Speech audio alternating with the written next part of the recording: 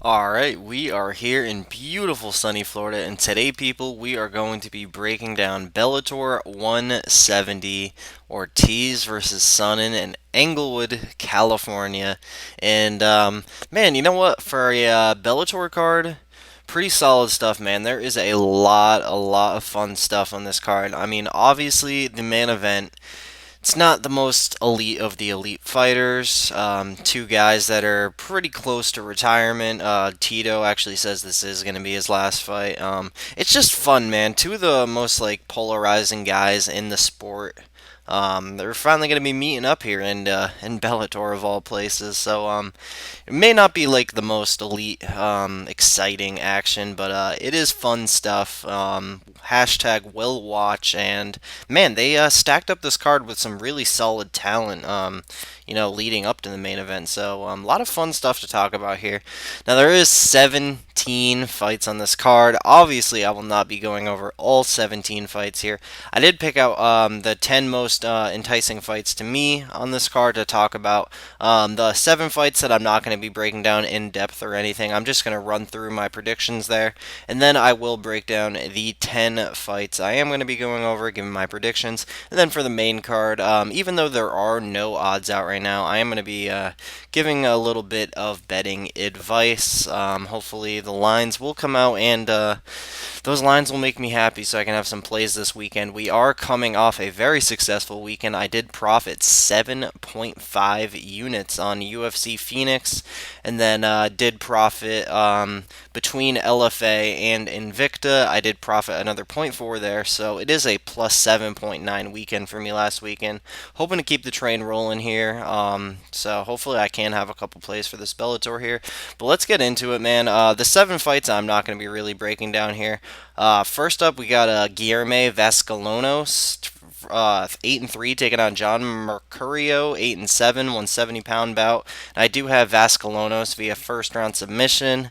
Then next we got Jack May, 8-3, former UFC fighter, taking on Dave Cryer, 11-2, heavyweight bout there. I do have Jack May via a first round KO. Next up, Rob Gooch, 5-3, taking on James Barnes, 6-2, in a bantamweight bout. And I do have Barnes via a decision. And next we got Mike Segura, 4-4, taking on Tommy Aaron, 2-1 at a lightweight bout, and I do have Tommy Aaron via a first round TKO. Johnny Cisneros, 9-5, taking on Curtis Melander, welterweight bout, and I do have Curtis Melander via decision there. Next, Jacob Rosales, 4-2, taking on Ian Butler, 3-2 in a lightweight bout, and in that bout, I do have Rosales via a first-round TKO. Christian Gonzalez, 2-0, taking on Daniel Rodriguez, 2-0 in a welterweight bout, and I do have Gonzalez via a first-round TKO, and I think that's it. Yep, there's just those 7 there that I'm not going to be breaking down in depth or anything. But moving on to the 10 fights I am going to be talking about here, and this is just in the order that Tapology has the fights listed. I'm not sure if this is going to be the exact order, but first up here, man, we do got a women's flyweight bout. We got Rebecca Ruth, 6-2, taking on Colleen Schneider, 10-7 in a flyweight bout. So this is actually a decent women's bout here, and the Bellator debut of Colleen Schneider, who is a she's a veteran in women's mixed martial arts. She had a good Invicta run. She fought for the belt against Tanya Evinger. Came up short there, but she showed incredible toughness and that she still has the skills. She didn't get finished. She went the full 25 with Tanya. Um, you don't know she's the girlfriend of Josh Barnett, for whatever that's worth. But honestly, man, I do think Colleen is the more technical and better fighter than Rebecca Ruth. Rebecca Ruth is super tough, and I wouldn't be shocked in the least bit if she can at least make it a super close fight, just based on her toughness and strength alone. She did go out there and beat Lena Ovchinnikova, which she was like a 2-1 dog there. Lena was like a highly touted prospect, but I do see Colleen kind of picking Ruth apart on the feet and mixing in some wrestling. So my official pick is going to be Colleen Schneider via a 29-28 decision. Moving on here, interesting middleweight fight here between Kevin the King Casey. First fight. outside the UFC after getting cut 9-5, taking on Keith Berry. 15-3. Keith Berry, man, Strikeforce vet. I haven't seen that name in quite a while, but it's an interesting one, man. I'm not really a huge fan of either guy. I am curious how this plays out. Obviously, Casey's first fight outside the UFC. He's getting old. You got to wonder where the motivation's at. Keith Berry, who, like I said, who fought in Strikeforce back in the day, actually fought Gian Vellante and Trevor Smith at light heavyweight.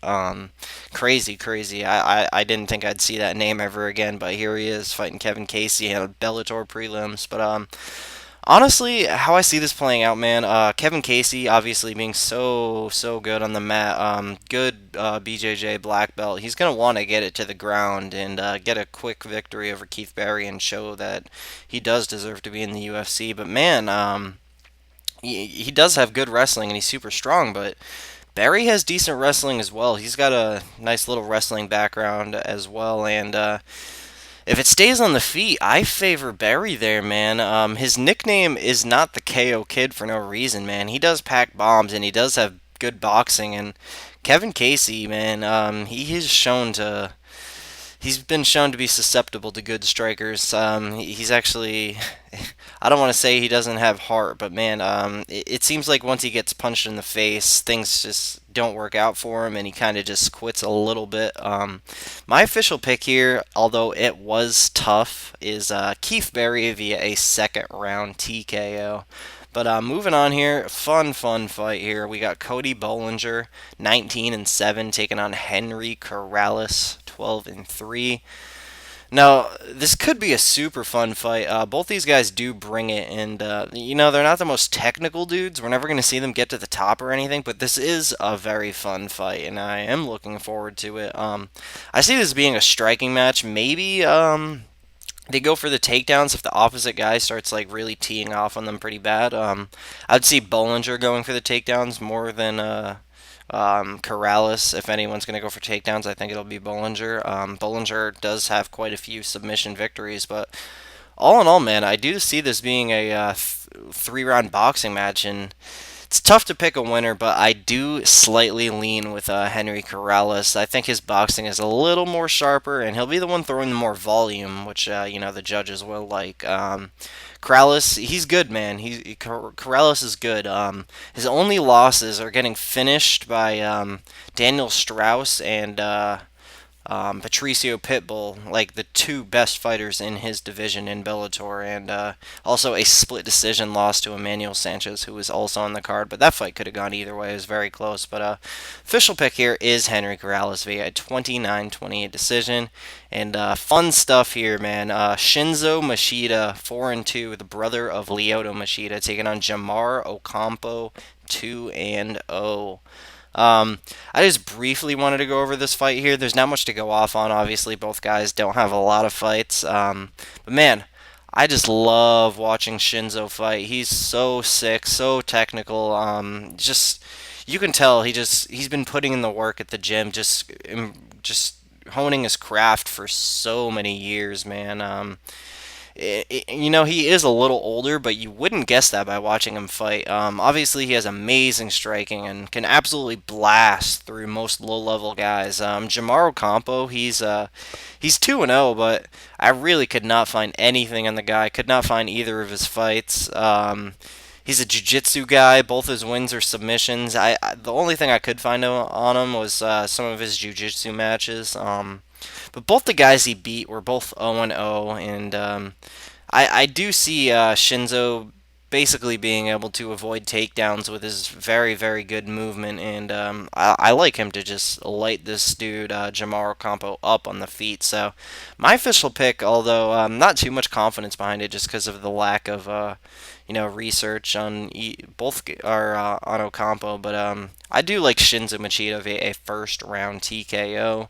And then last fight on the prelims, I do want to talk about. This is interesting to me, man. So this is a matchup between two guys you most likely don't know about. I just wanted to talk about this one in particular fighter because I'm very high on him. So in this fight, you got Gabriel Green, 3-0. taking on Jalen Turner, 2-2 in a welterweight bout. Man, I really just wanted to briefly speak on this fight because Gabriel Green is a young prospect that I am super, super excited about. So his record as an amateur was 6-0 with 5 finishes, and so far as a pro, he is 3-0 with 3 finishes. This dude's a beast, man. He's a striker first and foremost, but he's ridiculously well rounded. But his best attribute is the pressure he puts on. It seems like most of his opponents cannot keep up with his pressure, and he has a lot of second and third round finishes because of that. Even with being a striker, a lot of his wins are by submission. Most of his fights play out with him just wrecking shop on the feet and just using pressure to dominate his opponent. And his opponent usually tries to take him down to get out of there, and he ends up subbing them super easily with his super, super slick jiu-jitsu. The dude is just so well-rounded, so good. I'm super excited about this kid. I know I keep saying super, but goddamn, this kid is good, and I'm looking forward to this fight. Man, Jalen Turner, the dude he's fighting, he's 2-2. He actually has a decision loss to a guy that Green actually submitted. He's super tall for the weight class. He's 6'3". He's got some tall man defense on him. He doesn't do anything particularly well. Man, I just like Gabriel Green to go in there and shut his lights out quickly. So my pick is going to be Gabriel Green via a first round KO. So moving on to the main card here, this is when I'll start giving some gambling advice. Hopefully there's going to be odds for all of these main card fights.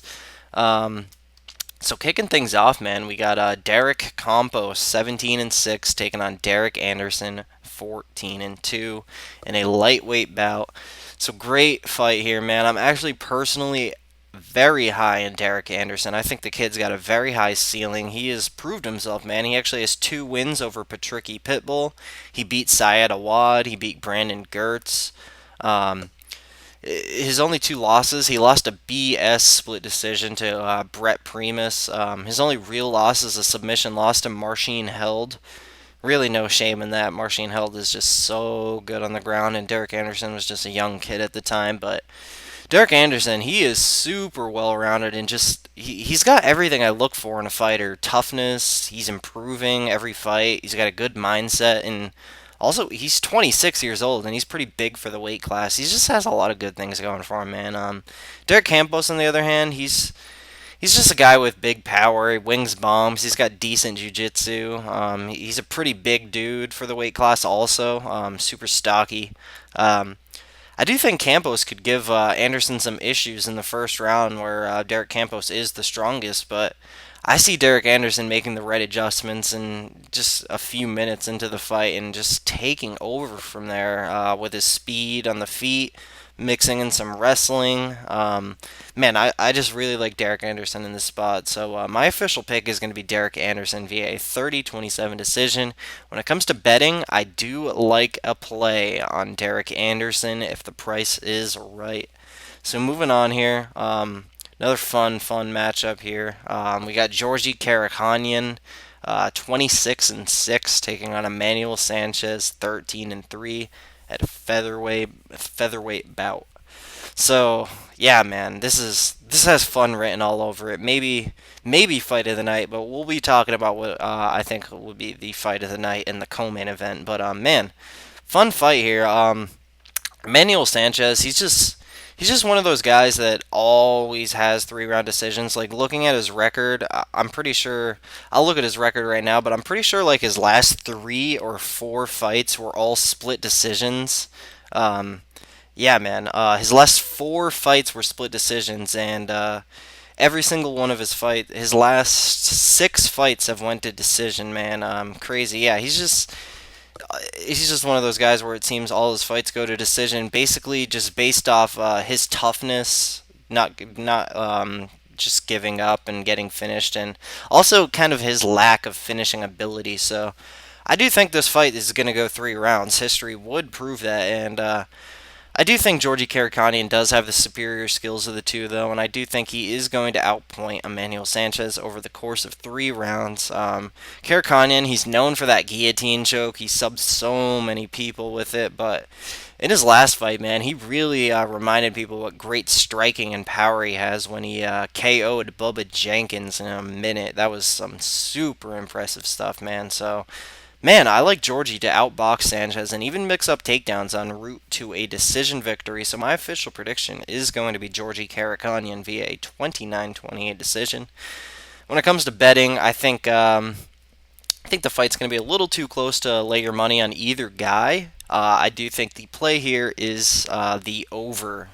So moving on here, this is fun. This is where the fun really starts on this card, man. I mean, I know those past couple bouts were fun, but they just didn't really have that like zing to them. These next 3 bouts, I wouldn't say amazing, but it's good fun, man. We got Halleck Gracie 3-0 taking on Hisaki Kato 7-2 in a middleweight bout. So, man, this is your pure definition of a striker versus grappler matchup. Both are so amazing at their respective art. Although I would say that Halleck Gracie's BJJ is a little more elite than Hisaki Kato's striking. However, the fight starts standing, and Halleck Gracie is no great wrestler, so it's going to be tough for him to initiate the grappling here. And also, Saki Kato, he's no slouch when it comes to the grappling. I think he can do a solid job defending takedowns, and then I like him to absolutely light Halleck Gracie up on the feet with his super crisp striking. I mean, if you haven't seen Hisaki Kato fight before, he it's amazing to watch him fight. It's a real pleasure to watch him go out there and strike. I mean, one does not simply knock out Joe Schilling in 2 different sports, man. Just awesome stuff. But it's also Halleck's first fight in a very long time, and there's just a lot going against him here. So my official pick is going to be Hisaki Kato via a first round KO. When it comes to betting, a bet on Hisaki Kato is good if the price is right, but really, I think the play to make here is the does not go the distance here. I think it's pretty simple what's going to happen here. Saki Kato is going to be able to keep it standing, and he's going to knock out Halleck Gracie, or Halleck Gracie is going to find a way to get this onto the ground, and when it's on the ground, it's not really close. I like Halleck Gracie to absolutely just wrap up an arm of Hisaki Kato and tap him out very quickly. So this fight not to go the distance is a very good play, in my opinion. So moving on to the co-main event here, my prediction for the fight of the night. This is the fight that a lot of people are talking about, man. This is just fun stuff, but I give Bellator so much credit for making this fight happen. It's just fireworks, man. So we got Paul Daley, 38-14, taking on Brennan Ward, 14-4. In a welterweight bout. So, like I said, not just like the most fun fight on this card, but probably the highest level fight on this card. This is going to be complete fireworks. Brennan Ward is a savage, man. He does not give a fuck. He just loves to get in there and throw bombs and be super aggressive no matter who he is fighting. I did pick against Brennan Ward in his last fight against Syed Awad just because I thought Awad's technique in countering was a little more sharp, and I thought he would be able to counter Ward and KO him, but man, I was wrong. Ward went in there and KO'd him, and I actually bet the under in that fight. Always got to bet the under in Brennan Ward's fights, and that of course cashed, and I do plan on betting the under here as well. But here, man, I'm going to be picking against Ward again for the same reason, but a little more exaggerated. Paul Daley, much more sharper striker, and has some things Awad doesn't. He actually matches the size of Brennan Ward and also matches the power, man. Syed Awad didn't have the power or size to match up with Brennan Ward, and I kind of regret that pick. I should have probably went with Brennan Ward, but hindsight, it's whatever. But yeah, man, with the way Ward just aggressively throws leather, I'm expecting someone to go down, and I'm thinking the less technical guy is the one that goes down. So my official pick is going to be Paul Daley via a first round KO. When it comes to betting, You really can't bet on either guy. Who knows what's going to happen here? But the plays to make are the under or the doesn't go the distance there. So hopefully we can get a nice little price on that. But moving on to the main event of the evening, Tito Ortiz, 18 and 12, taking on the returning Chael Sonnen, 28 and 14. So here we go, man. Obviously, its main event isn't between like the elite of the elite or anything, but like I said, very fun. People are gonna tune in, and I'm interested to see how it plays out, man. It's fun shit. It's all what it's about, man. You should be having fun while watching MMA, and these two guys are fun. But two of the most polarizing figures MMA has had ever, and they're gonna clash here in Bellator of all places. So, man, how I think this is gonna play out. First off, this is a hard fight to get a good read on. If you're out there, and I see most people are on Chael Sonnen, but if you're out there and you think you have a good read, good on you, but I can't get a good read on it. Stylistically, I think Chael Sonnen, he is the better wrestler, and the most likely outcome is him landing takedowns and controlling Tito over the course of 3 rounds. Though I do think it's a possibility Tito can land takedowns of his own. I don't think he'll land as much takedowns as Chael, but I think when he does land takedowns, he's going to do more with them than Chael does. Chael's most likely just going to lay on top of Tito and control. Tito, on the other hand, I do think when he lands them, he is going to go ahead and land that signature ground and pound. Now, if the wrestling cancels out, which is a huge possibility, and they both can avoid takedowns, which, like I said, big possibility there, I would give Tito a pretty decent advantage in the striking, man. People forget how sharp Tito's boxing can be. He clipped Ryan Bader hard, man. People just think about the guillotine in that fight, but it was the strike that knocked him down that got it there in the first place. Tito's got big power. He's got decent boxing, man. Much better than Chael, anyway. Tito's no fucking amazing striker or anything, but in this fight, Tito does have the advantage. But man, when it comes to the mental side of things, I think this is really worth mentioning. I think I would give Tito the advantage here when it comes to the mental things, the side of things. It seems like he's all in on this fight. He's putting everything into it, and he says it's his last fight, which usually I like to fade guys that are thinking retirement, but facing a guy like Chael, I'm not sure that'll make a difference. But speaking of Chael, man, he is coming off that 3-year layoff, and I'm not sure how serious he's taking this fight, man. I know he's training hard, but he's got so much other stuff going on, like his podcast, running Submission Underground, and whatnot. I just get the feeling that he might just be doing this for a paycheck. So, with all that being said, without much confidence, I am going to go ahead and make my official pick of a 29-28 Tito Ortiz decision, man. I'm thinking Tito Ortiz gets it done here and rides off into the sunset with a victory over Chael Sonnen. And when it comes to betting, just a gigantic pass for me, man. Can't do it. Tito's. Let me look at the odds here now. I believe, yeah, man. Chael Sonnen minus 170. Tito Ortiz plus 150. It's tempting to bet on Tito Ortiz, but I can't do it. And then what's the over and unders here? Over 2.5 rounds, minus 185.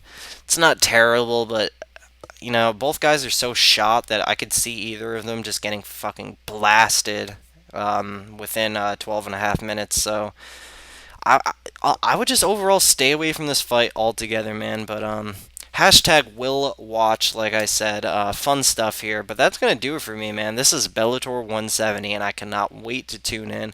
Pretty sure that's the only major MMA event going on this weekend. There is LFA 2 on Friday. Mike Richmond is taking on that dude, Lazar Stojanovic. I butchered that name, but probably going to watch that too. So, decent MMA this weekend. If you haven't checked out my first episode of my new series, The Hardcore's Delight, I'd highly recommend you go check that out, where I break down pretty much all of the regional events of the month of January. And that's going to do it for me, man. Thank you guys so much for watching. But with that being said, enjoy the fights.